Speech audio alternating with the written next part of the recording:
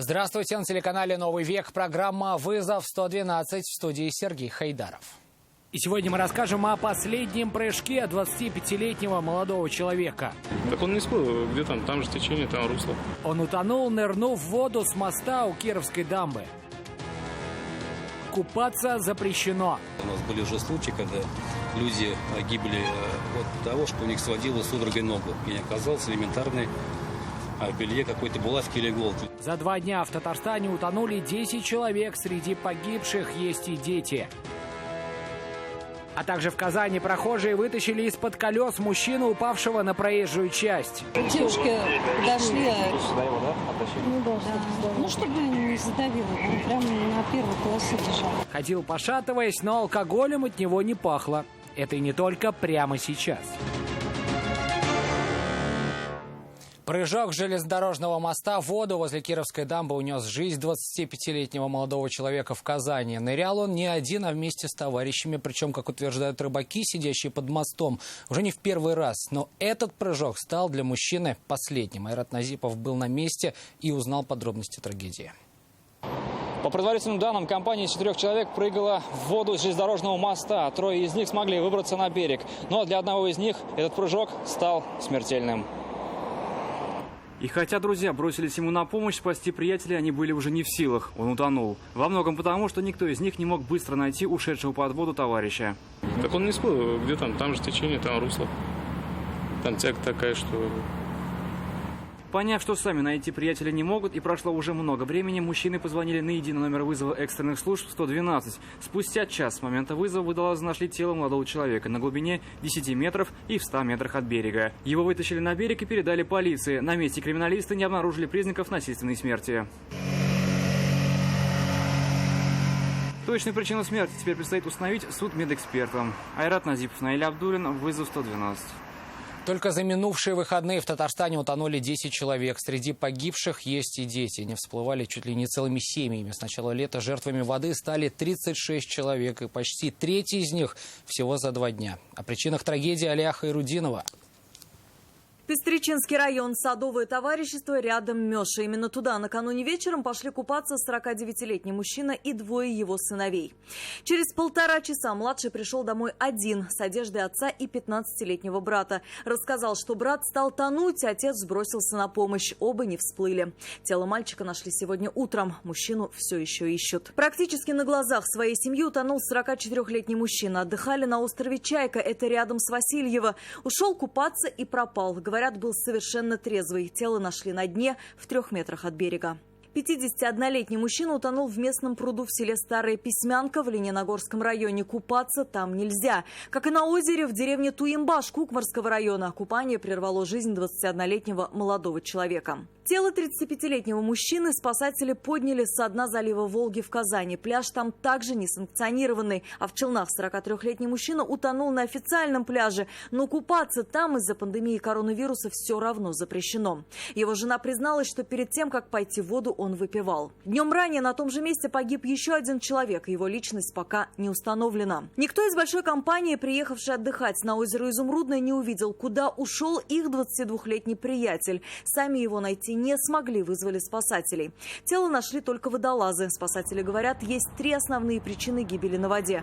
Купание в неустановленных местах, в нетрезвом виде и порой просто некому прийти на помощь или вызвать подмогу. У нас уже в этом году были такие ныряльщики, которые прыгали с берега в воду, попадали головой на камень. Это был такой один случай. В результате, перелом шеи, человек вытащил и везла скорую помощь. Вот это особенность необорудованных мест. У нас были уже случаи, когда люди гибли от того, что у них сводило судорогой ногу. И не оказалось элементарной в белье какой-то булавки или иголки для того, чтобы оказать себе первую помощь.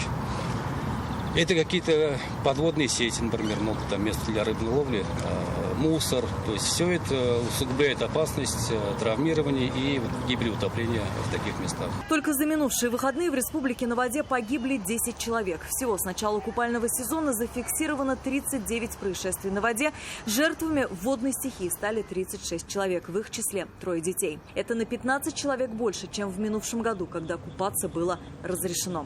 Алия Хайрудинова, вызов 112. Двое подростков, двоюродные братья, получили сильные ожоги после того, как подожгли разлившуюся в бане жидкость для розжига. Мальчики, одному 10 лет, другому 14, приехали на лето к бабушке в одно из сел Альметьевского района. Зайдя в баню, они увидели бутылку с горючей жидкостью, ее разлили, затем подожгли.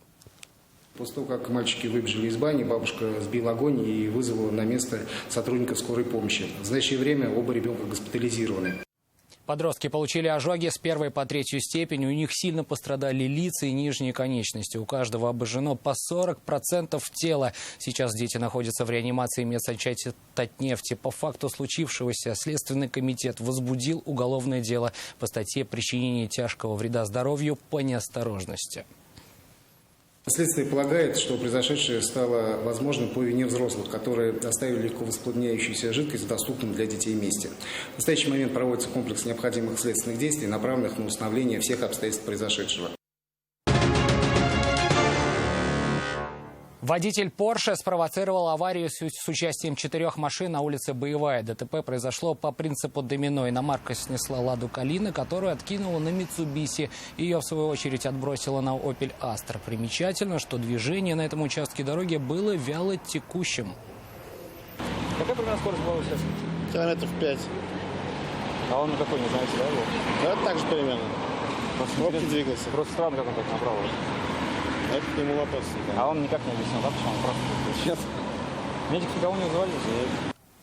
9 выстрелов по колесам автомобиля смогли остановить водителя «Лады» 14-й модели, который пытался скрыться от автоинспекторов. Накануне утром в Зеленодольском районе полицейские заметили автомобиль, водитель которого был не пристегнут ремнями безопасности. А передние и боковые стекла сильно затонированы. Попытка остановить машину успехом не увенчалась. Водитель лишь сильнее нажал на газ. Чтобы оторваться от преследования, не раз выезжал на встречную полосу и создавал угрозу для других. Инспекторы не видели иной возможности его остановить, кроме как применить оружие. Выбрав безопасный участок дороги, инспектор ДПС сделал один предупредительный выстрел в воздух. Нарушитель на данное предупреждение не отреагировал и продолжил движение. Только после этого были произведены 9 выстрелов по колесам автомобиля, в результате чего автомобиль удалось остановить. Водитель попытался убежать, но был задержан сотрудниками ГИБДД. Им оказался 24-летний житель деревни Сунчелеева. Установлено, что водительское удостоверение ему не выдавалось.